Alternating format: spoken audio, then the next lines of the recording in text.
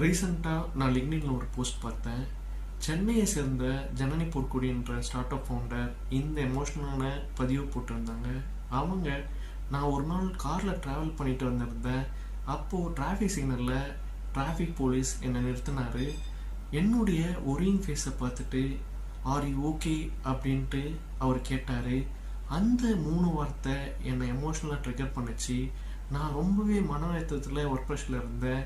அவர் கேட்ட இந்த எம்பத்தட்டிக்கான வார்த்தை என்னை அழ வச்சுது அப்படின்னு போஸ்ட் பண்ணியிருந்தாங்க. நிறைய பேர் இந்த மாதிரி ஒரு எம்பத்திக்காக இயங்கிட்டு இருக்கோம். நம்மளுடைய எமோஷனலை புரிஞ்சுக்கிட்டு, நம்மளுடைய ஃபீலிங்ஸை புரிஞ்சுக்கிட்டு, நமக்கு ஆதரவு செலுத்துறதுக்கான நல்ல உள்ளங்களை தான் நம்ம தேடிட்டு இருக்கோம். ரீசெண்டாக எனக்கு ஒரு நிகழ்வு நடந்தது. நான் வேலையில் ரொம்பவே ப்ரெஷரில் இருந்தேன், ஒர்க் ப்ரெஷரில் இருந்தேன். வேலையில் அப்போ கொஞ்சம் எனக்கு பிரச்சனை இருந்துச்சு.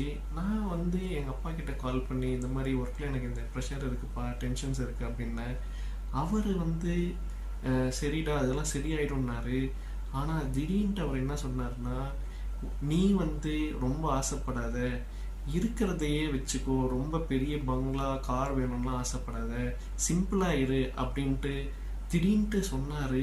அது எனக்கு ஒரு எமோஷனல் ட்ரிகரை க்ரியேட் பண்ணிடுச்சு. நான் அந்த வார்த்தையை அப்போ எதிர்பார்க்கல. நான் எதிர்பார்த்ததெல்லாம் எம்பத்தி தான். ஆனால் நீங்கள் உங்கள் கூட இருக்கிறவங்க, உங்கள் ரிலேட்டிவ்ஸ், உங்கள் ஃப்ரெண்ட்ஸ், நெருங்கிய நண்பர்களை இந்த மாதிரி ஏதாவது ஒரு சூழ்நிலையில் அவங்க டவுனாக இருந்தாங்கன்னா நீங்கள் அவங்கள ஊக்கப்படுத்துங்க, உற்சாகப்படுத்துங்க. இதுவும் கடந்து போகும்னு சொல்லுங்கள். ஆர் யூ ஓகே பேபி அப்படின்னு கேளுங்க உங்கள் லவ்ட் ஒன்ஸ் கிட்ட. அதுவே அவங்களுக்கு சிறந்த மருந்தாக இருக்கும்.